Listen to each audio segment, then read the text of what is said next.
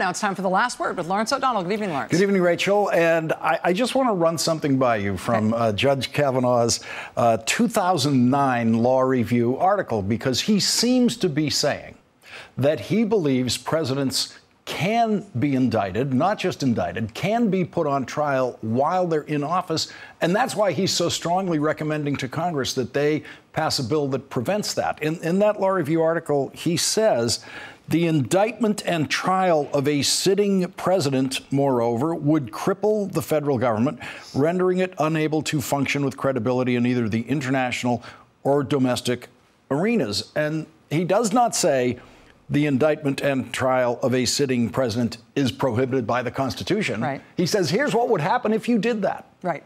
And that highlights Brett Kavanaugh's role as a political actor, as the lead author of the Ken Starr report in the Clinton impeachment hearings. He was a lawyer who was involved on the Bush side in the Bush v. Gore recount issue. He was involved in all sorts of partisan Republican fights over the years. And therefore grappling with these executive power issues and with the issues of presidential accountability. The issue is, when you are getting named to the Supreme Court and there's no Supreme Court precedent on these matters, this Supreme Court will essentially be called upon, if these things come to them, to create Supreme Court precedent on these matters. So he won't be bound by anything the Supreme Court has done before, because the Supreme Court has never grappled with whether or not a president can be indicted. He's on the record saying it would be a terrible thing if that happened. Mm-hmm. That would be the basis for him saying, I think that a president shouldn't be indicted and the Supreme Court should create precedent in that direction. But again, this all has to be fought over by people who are now going to start going through the millions of pages of documents that make up his public record.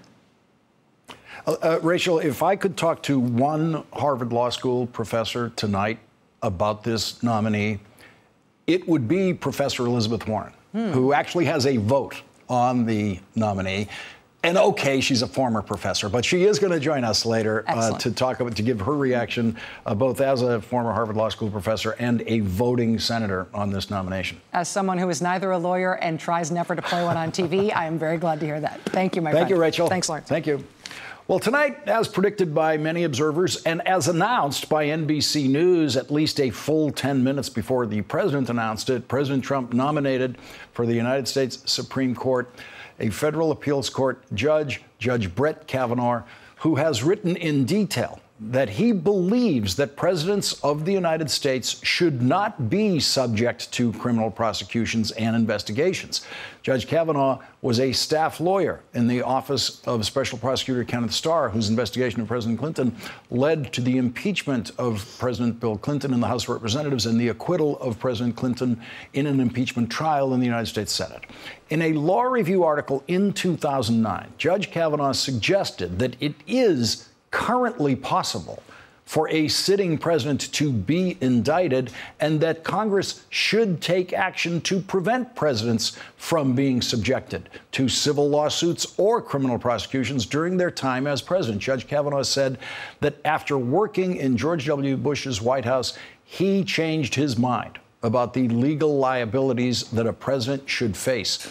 In the Minnesota Law Review, he wrote, it would be appropriate for Congress to enact a statute providing that any personal civil suits against presidents, like certain members of the military, be deferred while the president is in office.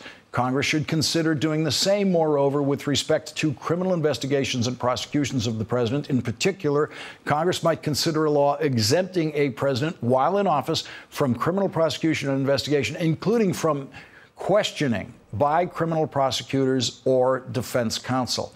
And here is the passage in that Law Review article that indicates that Judge Kavanaugh currently believes that a sitting president can be indicted and can be put on trial while president. Judge Kavanaugh wrote, quote, the indictment and trial of a sitting president, moreover, would cripple the federal government, rendering it unable to function with credibility in either the international or domestic arenas. Such an outcome would ill-serve the public interest, especially in times of financial or national security crisis. Now, Judge Kavanaugh did not write that the indictment and trial of a sitting president is prohibited by the Constitution. Judge Kavanaugh's article seems to presume, as a constitutional matter, that the president can be indicted and can be put on trial in a criminal court unless Congress specifically passes a bill that prevents that. Joining our discussion now is Cecile Richards, the former president of Planned Parenthood and the author of Make Trouble, Standing Up, Speaking Out, and Finding the Courage to Lead, My Life Story. Also joining us, Ron Klain, a former senior aide to President Obama, former chief counsel to the Senate Judiciary Committee. And Neera Tanden is with us. She's the president of the Center for American Progress. And Neera, you're been at the Supreme Court tonight, where there has been a public protest reaction there to this nominee. What is happening there now? Lawrence, I've been here since really the announcement, and we have a growing crowd. I think it's now over 1,000 people who are deeply concerned about Brett Kavanaugh and what he will do for Americans' rights. And this crowd has been growing steadily and getting more and more energized and speaking out about this nomination that really is a threat to all of our rights. And Cecile Richards, everyone has been concerned for what any Trump nominee would mean to Roe versus Wade. And NBC News is reporting that last fall, Judge Kavanaugh wrote a decision siding with the Trump administration lawyers to block a migrant teenager in Texas from being released from custody to receive an abortion. The full appeals court intervened to overturn his ruling. Yes. And Kavanaugh then responded by criticizing his colleagues on the court for creating what he called a new right for unlawful immigrant minors in U.S. government detention to obtain abortion on demand. I mean, it was an incredible case, and she was, of course, just trying to exercise her legal right. And in fact, if he'd been successful, he would have been able to. He would have pushed her actually into her second trimester. I think that this nomination is causing concern, obviously, for women all across this country. Roe versus Wade has been the law of the land for more than 40 years, but we know it's been hanging with a one-vote difference of the court. And I think that women who are already wildly concerned about this president and everything he's done are going to be deeply concerned about this nomination. And I think what you're seeing outside of the Supreme Court tonight is just one indication. Ron Klain, I want to get your reaction to this passage in his 2009 writing where he talks about what the indictment and trial of a sitting president would mean. So this means that that Judge Kavanaugh would be, if he finds that it is, if he finds himself in a position where he can rule as a Supreme Court justice that it is unconstitutional to indict a sitting president, he would be in conflict with Judge Kavanaugh. Well, he would. But, I mean, clearly this article, which largely says that the president, Congress should find some way to exempt the president from any kind of even being questioned, clearly was eye candy for Donald Trump. And it said that he would be simpatico to his position. Kind of passes the Rudy Giuliani test of Supreme Court justices. And yes, I agree. If he flips all the way over and says Trump, in fact, legally is protected, that would be a change in position. But I think that's why question number one in front of the Senate Judiciary Committee should be, what were you asked about this article? What did you say? What assurances did you offer? What kinds of things did the White House want to know? He is the only potential nominee on Trump's list who explicitly wrote that presidents should have protection from investigations. That definitely had to raise questions in the process. We need to know what he said about it. But that means he's also the only one who specifically wrote that only Congress can provide those protections. The Supreme Court cannot. Yeah. So, look, I think that clearly what this means for Donald Trump is one question. What it means for the other 300 million of us is another question. Kavanaugh would reverse Roe versus Wade. He dissented from the case that upheld the Affordable Care Act, the right of employees to get birth control under the Affordable Care Act. He would give women's rights over to their employers to decide whether or not they should get birth control. He is a very, very conservative judge. That's why he was picked. I think that's the issue that will be front and center in front of the Judiciary Committee as well. Neera Tanden, when he was confirmed, he got 4 Democratic votes. Only one of those senators is still in the Senate. That's Senator Carper. You are hearing from Democratic senators there tonight. Does it sound like there will be any Democratic support for this nominee? Look, from the Democratic senators who are here tonight, all we're hearing is about a protection of Americans' rights. And I think we should be clear about this, that this is a nominee who threatens Roe, a nominee who threatens the health care of millions of people, and a nominee who has spoken about the protections a president should have from investigation. It's unclear where he would land up on that, but he has spoken more clearly about the need for a president not to be indicted than any other nominee, and I think Americans should be suspicious. The senators here tonight are willing to stand up and fight for the issues we all care about, the progressive values we care about. But we have to remember that there are a number of Republicans who have claimed to be pro-choice nominees. Brett Kavanaugh has gone out of his way to oppose Roe, to dissent, again, to argue the dissent side in Roe. And so I think we can't have kabuki theater about this. People have to state, he has to state whether Roe should be the law of the land. And only then can we really determine, his actual views. Cecile Richards, one of the senators who can stop this nomination, Republican Lisa Murkowski of Alaska, has released a written statement about this nominee, and she says, I intend to carefully consider the American Bar Association's rating on this nominee, the information obtained through personal meetings, my own review of Judge Kavanaugh's qualifications and record, and the view of Alaskans in determining whether or not to support him. Is the best strategy for opponents of the nomination to literally go to Alaska and try to stimulate Alaskan opposition? Oh, I think there will be. I mean, Senator Murkowski will be hearing from a lot of people in Alaska, a lot of women. And I think, look, I'm really glad that Senator Murkowski, Senator Collins, they didn't go to the White House tonight. They're obviously... They were invited. They were invited. It was an audience of senators, among others, and among the Republican senators who did not attend were Lisa Murkowski and Susan Collins, the only two pro-choice Republicans. And I think it's really important that, of course, confirming the next Supreme Court justice has implications not only for the women of Alaska, but for the women all across this country. I think the important thing, too, about Judge Kavanaugh is it's not only what his position is on Roe. I mean, he has taken an active position in believing that bosses should be able to determine whether or not their employees have birth control. We know there's a big ACA case, which is basically protecting now the rights of women not only to get family planning, protecting folks with pre-existing conditions, protecting women from not having to pay more for health insurance than men. Every single access to health care and economic issues for women are on the line here in this nomination. And I certainly hope Senator Murkowski, Senator Collins, and others force him to say what is his position on Roe versus Wade and on women's equal access to health care. Ron Klain, no one's been through the confirmation process more than you have on the Senate Judiciary Committee as counsel in the Clinton administration, in the Obama administration. You have coached nominees through the process successfully. Strategically, what can be done for the Democrats to stop this nomination? Well, first, they have to make sure the Judiciary Committee does its job, and that starts with a thorough record of Brett Kavanaugh, thorough review of Brett Kavanaugh's record. That includes his years in the White House, and I think this is going to be a real flashpoint in this nomination, Lawrence. When Brett Kavanaugh was nominated for the appellate court and approved, the Judiciary Committee did not look at the literally hundreds of memos he wrote as a senior aide to President Bush. And I think it's very important for the committee, for this life appointment, to make these important decisions Cecile and Nir has been talking about, for them to see the full record here. What kind of memos did he write to President Bush? What positions might he have taken on legal issues in those memos? What do the folks who made this pick know that we don't know? That's the point. The Federal Society put him on this list, picked him. They know what's in those records. They know what he did as a Bush aide. We don't. The public and the Judiciary Committee should have the same right to that information.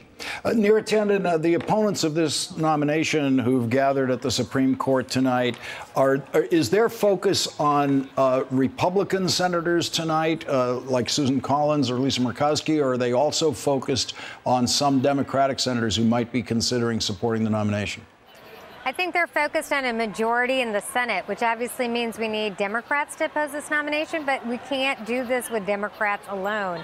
And I would just say for Senator Collins and Senator Murkowski, they could be in office when a Justice Brett Kavanaugh decides with a majority to overturn Roe or to gut the Affordable Care Act. So this is a decision that they make with the weight of millions of Americans on their shoulder. And I think it's the people on the streets here, the people at this rally are focused on making their voices heard, but it's really important for all of us to call our senators. This is advise and consent in the Senate, to call our senators and let them know that this nomination is not something that we agree with as Americans, that our rights should not be up to Donald Trump and a Trump court. Cecile Richards, if Judge Kavanaugh is confirmed, and if he votes with a majority to overturn Roe versus Wade, it would be overturned by 5 men without a single woman's vote. Absolutely. And look, you know, there are more than a dozen cases that are just one decision away from going to the Supreme Court. So this is a very real possibility. This isn't, we're not playing around. And I think one of the things to look at is not only who we're seeing in opposition to this nomination, but I noticed before I came on tonight, Lawrence, that every major national anti-choice organization is popping the champagne tonight, saying this is a huge victory, finally to get a anti-choice majority on the Supreme Court. So I think it is going to be incredibly important in these hearings to push this judge about where he feels, where he stands on a case that was decided 45 years ago, Roe versus Wade.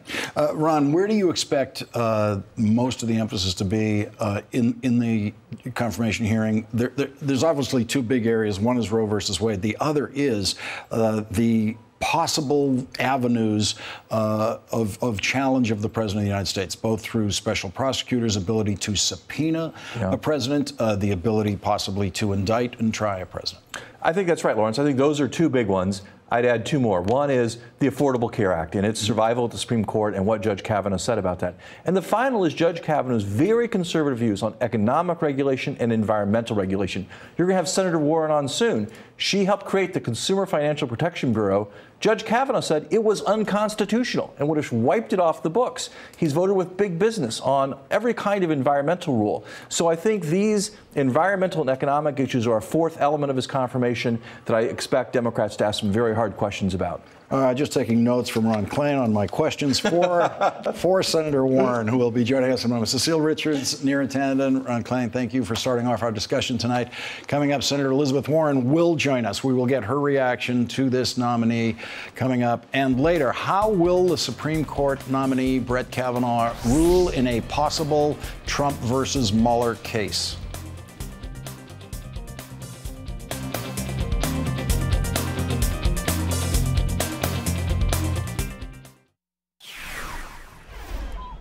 That is a shot of the protest that has occurred on the steps of the United States Supreme Court tonight after the president has announced that his nominee for the United States Supreme Court is Federal Circuit Court of Appeals Judge Brett Kavanaugh. Joining us now, Senator Elizabeth Warren, Democrat from Massachusetts. Senator Warren, thank you very much for joining us tonight. I really appreciate it.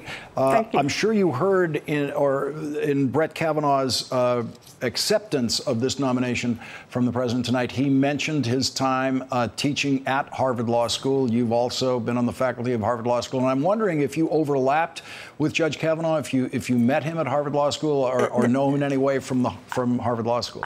I don't know him personally from Harvard. What I know him from are his opinions that he's written, and I know him from the fact that he appears on the list that the Federalist Society put together of people who will overturn Roe versus Wade. You know, that's how we know Brett Kavanaugh. That's the principal way. And I just want to go to something right away that Ron Klain mentioned in our last segment, and that is Judge Kavanaugh's view of the Consumer Financial Protection Bureau. What do you think it would mean to the future of the Bureau if he becomes a Supreme Court justice? Well, look, he's already said he thinks it's unconstitutional because it has a single director rather than multiple directors, which it's not the only agency that has a single director. In fact, the Environmental Protection Agency is another one that has a single director. And we have it, the Office of the Comptroller of the Currency, you know, throughout government. Here's what troubles me about it, though. So I look at it this way. Donald Trump had a list of people that had been pre-screened by the Federalist Society. And so he knew that everyone on that list was committed to overturn Roe versus Wade because that's the standard they use. He knows that everyone on that list is committed to overturning health care rights for tens of millions of Americans. So the question then becomes, how do you pick under those circumstances? And Donald Trump picks the nominee, picks the person who says, you know, it would be a total disaster for the United States of America if it turned out that the President of the United States got indicted. Now, the reason this is so important is look at what he did with the Consumer Agency. Look at what he did with the Environmental Protection Agency. He didn't limit himself to just saying, hey, listen, let's stick with what's constitutional, strict reading of the Constitution. I'm going to defer to let Congress decide what it wants to do, carry out the rules. Instead, he thought it was better to substitute his own judgment. And he wants to put his own judgment forward for these agencies, how he thinks things would work better. He's a political animal. He has been for a big part of the formative years of his career. And so he thinks of this, I think, as, wow, we need to make sure that the United States of America stays safe by protecting the president from what? From investigation, from indictment, from prosecution. That's what troubles me about the whole picture here. Donald Trump has got the trifecta. He's got someone who will be committed to overturn Roe versus Wade, someone who will be committed to rolling back health care for millions of Americans, and someone who it looks pretty likely will help Donald Trump if he gets into serious criminal trouble.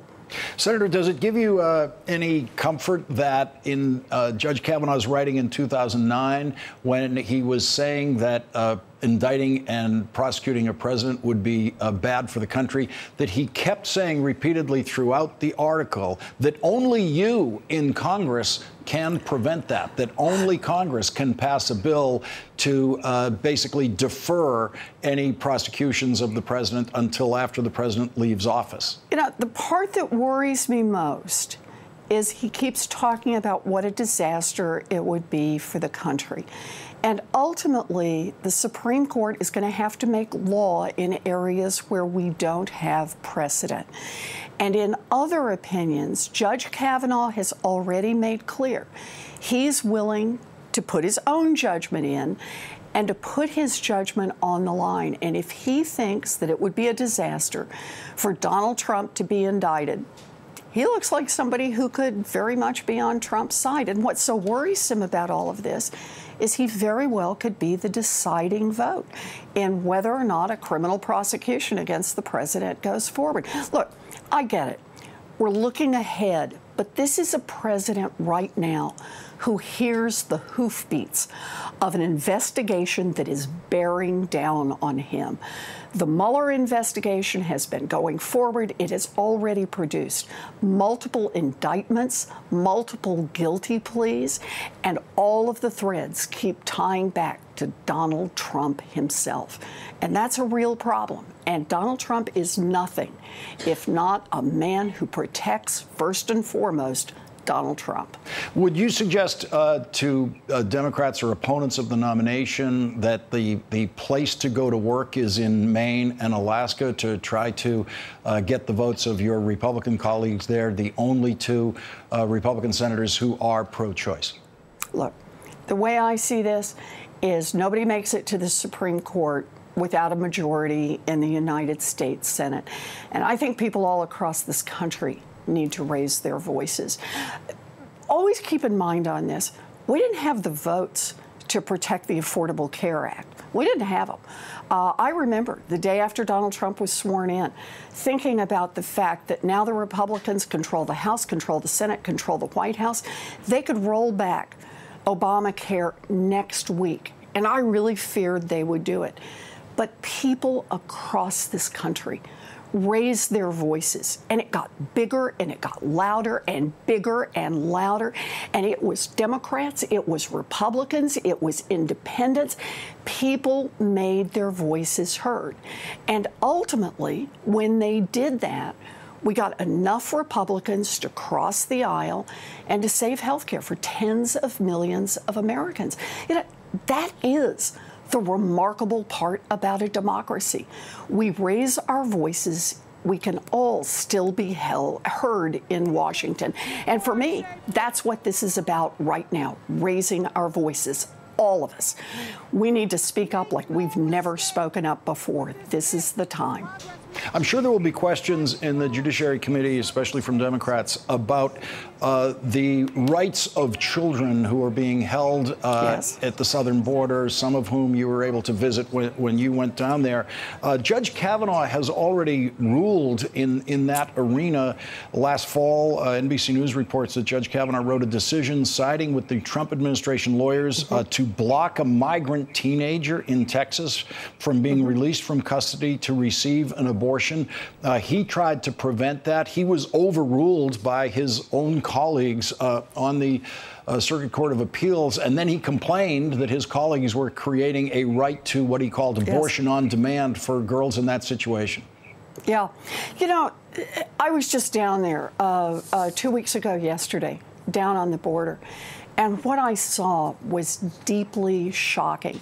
I met directly with women whose children had been taken away from them, women who had been lied to when their children were taken away, women who had absolutely no idea where their children were, and women who, with one exception, had had no phone calls, no contact whatsoever with children that had been taken away by the United States government.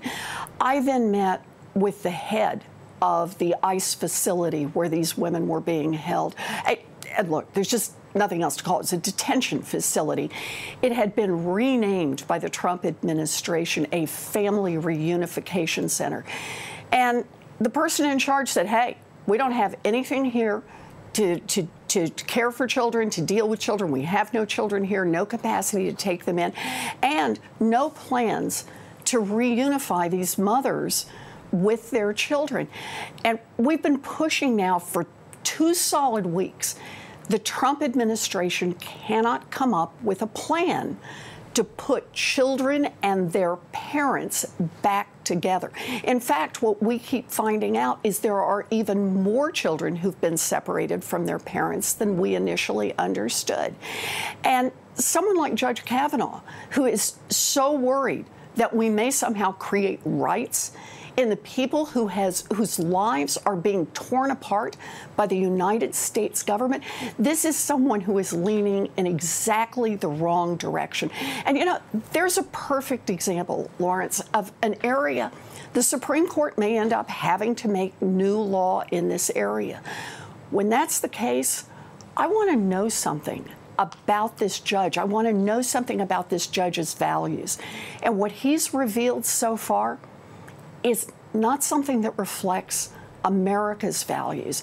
He seems not to have any concern for what it means to be a 16-year-old stranded in this country, what it means to be a woman who comes here, who is fleeing violence and asking for asylum, what it means to be a refugee.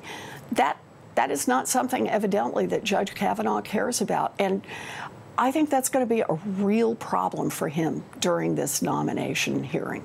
And, Senator, as you know, there are 2 federal courts in California that have cases that could end up in the Supreme Court. The Flores case, the judge ruled today against the Trump administration's attempt to be able to hold children for more than 20 days, which the Flores case has always forbade. And the judge in that case called the Trump administration's reasoning tortured. The judge in San Diego federal court has discovered that only because of this litigation, has discovered that the Trump administration claims to have 102 children under the age of 5, and that judge gave them a 2-week order to get those children reunited, and they've managed in 2 weeks to reunite exactly 2 of them. That's right. In fact, think about what the Trump administration's defense in court was. It effectively was the Trump administration is so incompetent and failed to keep good enough records when families were torn apart that they can't figure out how to bring them back together. That's what they went into court, in effect, to argue. The Trump administration has to be held accountable for what they have done to human beings on the border in the name of the United States of America. Senator, in your experience dealing with Senator Collins and Senator Murkowski, what do you think are the most effective lines of persuasion possibly on this nomination? Well, look, they will make their own decisions, but both of them have been quite public about their pro-choice views. They understand a woman's constitutional right to make a decision about her own body. They have been very strong in saying they did not want to criminalize abortion and did not want to punish women. But they also care deeply about health care. Remember, they voted to help preserve health care coverage for tens of millions of Americans. And we know health care is going to be on the line with this Supreme Court pick. And Judge Kavanaugh has already made clear that he's not a supporter of the health care bill and the rights of Americans to retain their health care protection. So I think those are two issues that are going to be powerfully important to Senator Collins, to Senator Murkowski, but I'm just going to be blunt. I think they should be important to every senator. I don't think they should be about just the focus on two. I think every single senator has a responsibility as they prepare to vote on this nomination to look at the question of what it will mean for a woman's constitutional right to choose, what it will mean for health care for tens of millions of Americans, what it will mean for having a justice who has already indicated that he's concerned about whether or not a sitting president has indictments outstanding against him, whether or not we're going to be able to protect environmental laws. The list is a long list, but right there at the top of it is going to be a real decider for a whole lot of people in the United States Senate. Senator Elizabeth Warren, thank you very much for joining us on this important night. We really appreciate it. Thank you. Coming up, this Supreme Court nominee will be asked how he will rule in the case of Trump versus Mueller, which is very, very likely to come to the Supreme Court.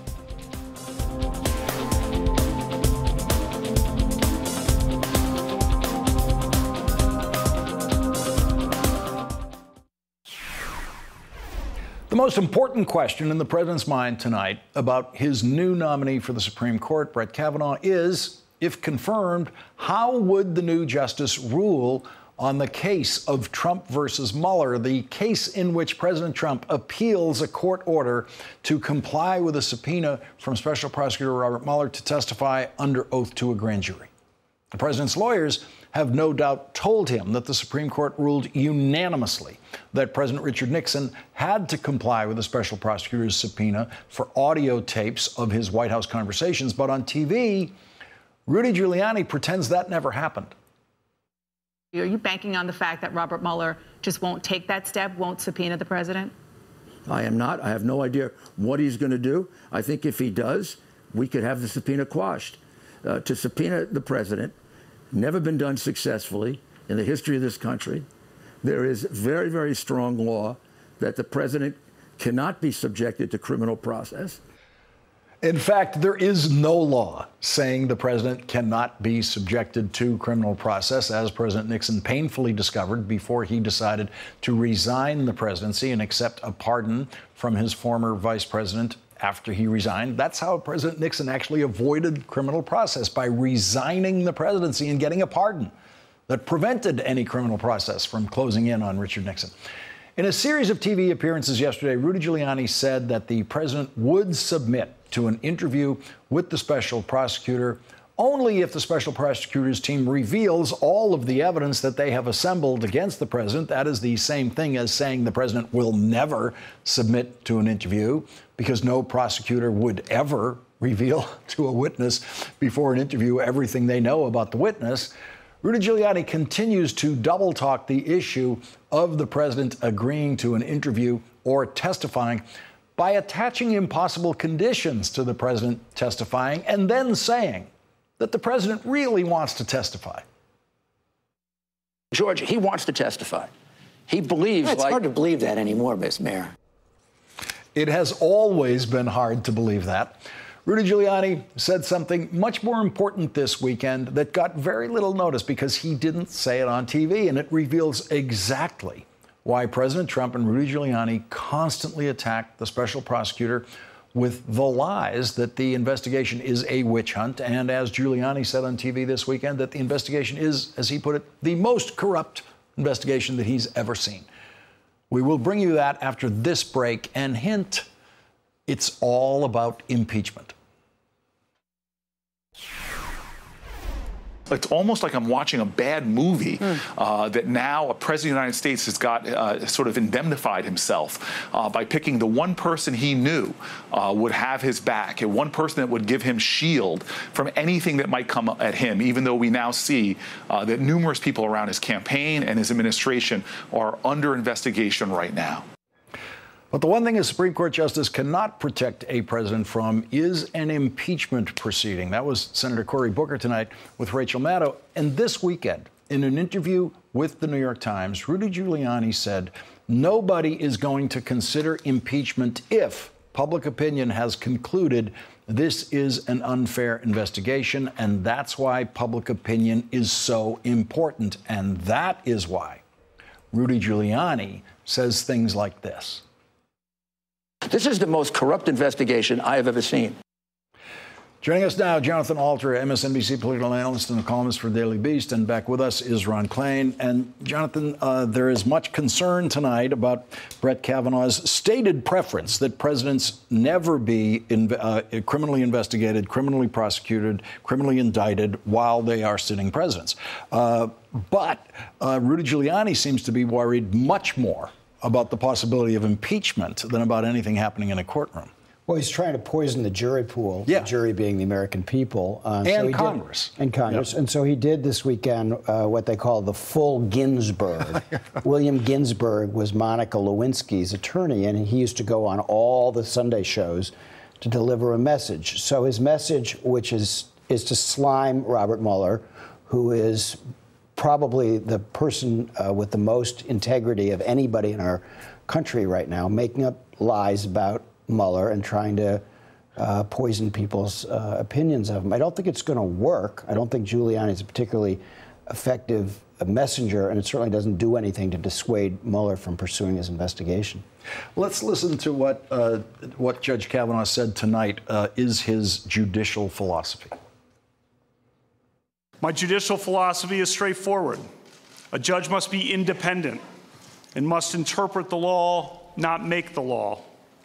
A judge must interpret statutes as written, and a judge must interpret the Constitution as written, informed by history and tradition and precedent. And Ron Klain, that judicial philosophy is going to be questioned closely when it comes to that law review article in which he said very, very clearly that Congress must act to protect the president from being indicted or put on trial while president, because he does not believe that judges have the power to block that. Yeah, I mean, obviously, I think there's going to be a bunch of questions around this. I mean, this is a person who spent the 90s trying to prosecute President Clinton. And he then was on Kenneth Starr's staff. Kenneth Starr's staff, supposedly the author of the infamous Starr report. And so he spent 5 years trying to prosecute a president and trying to get a president impeached. And then after that was over, wrote an article saying, hey, you know what, changed my mind. Turns out, actually, presidents should be exempt from this. So I think there's a big record what's to be asked about. So fascinating about this 2009 Law Review article is just how juvenile it is when it comes to describing the presidency, because he says he had no idea that the presidency was a really big job. When he was trying to prosecute the president through the impeachment process in Kenneth Starr, he didn't realize that the president had all these issues like national security. It's just a stunning part of the It has a big aw shucks quality about the presidency to it. Of course, since then, again, Donald Trump has shown us that maybe the presidency isn't such a big job, working 3 days a week and going to play golf every weekend. So I think, again, Judge Kavanaugh will have to be asked about this and have to be asked about whether or not, in fact, Donald Trump truly is too busy to be asked questions. Look, in the end, Judge Kavanaugh may be willing to shield for Donald Trump. What he can't protect Donald Trump from is Rudy Giuliani, his own lawyer, who continues to say these ridiculous things, as Jonathan said, besmirching one of the most heroic public servants we have in America. It's a smear job that shouldn't work. It's a smear job that will not deter Robert Mueller, that's for sure. Jonathan, the senators who the president really wanted to see in his audience tonight at the White House were not there. They invited all Republican senators. Susan Collins, Lisa Murkowski, the two pro-choice Republican senators, did not show up. They just issued statements saying, sorry, can't be there. They didn't say why they weren't there, but is that a sign of hope for people who are trying to block this? Well, I think they're taking a wait-and-see attitude. They want to see whether something comes out. And as Ron has indicated, it sometimes does. There are things we don't know about Brett Kavanaugh, even though he's been on the bench for 12 years. We don't know what he did in the Bush administration when he had a lot of contact with President Bush, what he recommended. And we don't know what he did when he was on Ken Starr's staff. You know, I covered some of that at the time, 20 years ago. And what I heard at the time, don't have proof of this, is that Brett Kavanaugh was leaking. Now, unlike Bob Mueller, Ken Starr's staff routinely leaked details of that investigation. That's in violation of Rule 6E of the Rules of Federal Criminal Procedure. That's Elizabeth Warren, so I think, live on our screen, having gone from our discussion here at the Last Word over to get another last word there at the protest location. But Jonathan, we don't know that the Democrats will get any of that material, and the Republicans can go ahead with a vote without any of that material being disclosed. But you could have, say, a reporter who dealt with Brett Kavanaugh 20 years ago come forward and say, yeah, he did leak to me. We just saw that happen with a reporter for The Intercept. And if that happens, then, you know, he would need to ask questions about why he was violating the law and leaking to a reporter. Ron, procedurally, I mean, people think, I think that there's a lot of tripwires that Democrats can use both in the committee and on the Senate floor. I haven't been able to find any of those. I mean, I think that what people are mistaking is there's an area that's tradition, and there's an area that's rules, and there's much more tradition than there are rules on this. And if Mitch McConnell decides he doesn't care about getting any more paperwork from this nominee, he doesn't have to get it. He can just bring this nominee right to the floor. Look, the power of the minority is the power to raise the price on the majority for acting, to throw some hurdles and roadblocks in the way, to delay things. But Mitch McConnell will pay any price to get Brett Kavanaugh confirmed. If the Democrats say there'll be no more legislation in the Senate, there'll be no more nominees, Mitch McConnell will trade all of that for this nomination. And I think that's the fundamental limitation here. In the end, to beat Brett Kavanaugh, the Democrats have to beat Brett Kavanaugh. With votes. With votes. Yeah. With 51 no votes. That's really what it comes down to. And that means Republican votes, Jonathan. Yeah, and it's not likely. Or a Republican vote. Remember, Susan Collins voted for him when he went on the bench 12 years ago. So, but they always make the statement, this is a new vote, this is a new job. And so it's possible that he can be blocked without being likely, and Democrats have to go with possible right now and fight as hard as they can. But if there's a situation where Collins and Murkowski vote for him, and then Joe Donnelly of Indiana, Joe Manchin of West Virginia, if they go ahead and also vote for him, I hope Democrats aren't too hard on those guys. You know, if their votes aren't actually needed, if the cause is lost, and then they do something to defend themselves politically to get reelected, sometimes Democrats can be a little bit unforgiving in those situations, and they should think about it in a more sophisticated way.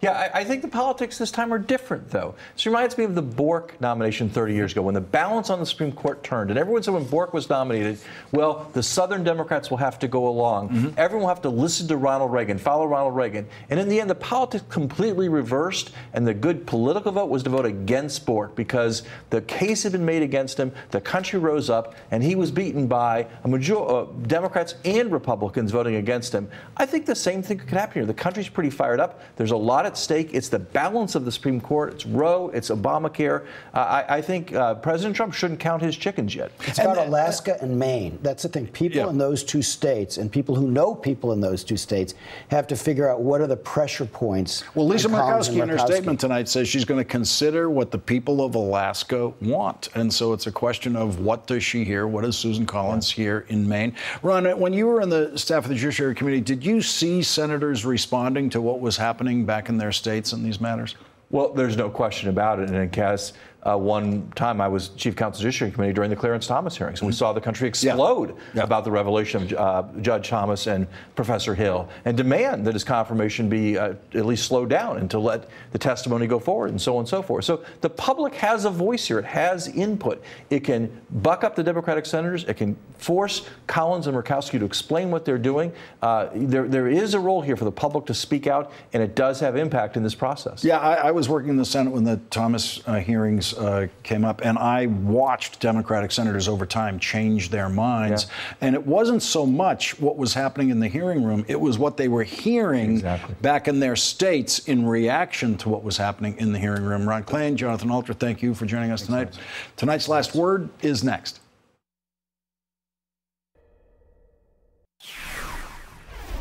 After you saw Senator Warren appear live here on this program tonight, she went across the street to the steps of the United States Supreme Court, where she got in her last word of the night on Supreme Court nominee Brett Kavanaugh. The road ahead will not be easy, but we won't back down. We won't give up. We won't go back. We will fight for the future of our kids. We will fight for the future of this democracy, and we will fight for the soul of this nation. Senator Elizabeth Warren gets tonight's last word. Hey, it's Chris Hayes from MSNBC. You know, every day I come to the office and we make a television show. And every day I think to myself, there's so much more I want to talk about. And so this is our podcast. It's called Why Is This Happening? And the whole idea behind it is to get to the root of the things that we see play out every day. They're driven by big ideas. Each week, I sit down with a person uniquely suited to explain why this is happening. New episodes of Why Is This Happening? Every Tuesday. Listen for free wherever you get your podcasts.